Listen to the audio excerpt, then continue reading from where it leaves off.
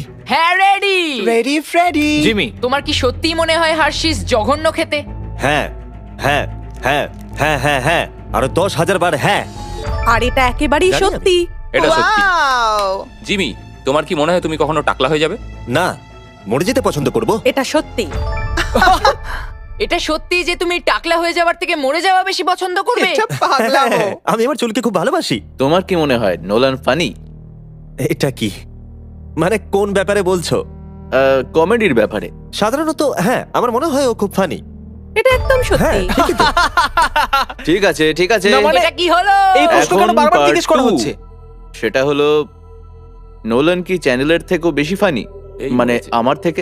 তুমি ওর থেকে বেশি মজার মানুষ, কিন্তু ওর বোকা মতে বেশি মজা পাওয়া যায়। আর মাঝে মাঝে তো ও অদ্ভুত করে, তাই মজা লাগে। তাই তোমরা দুজনেই ফানি, কিন্তু ঠিক আলাদা আছে, রকমের। এসব কথা বলার কোনো প্রয়োজন নেই।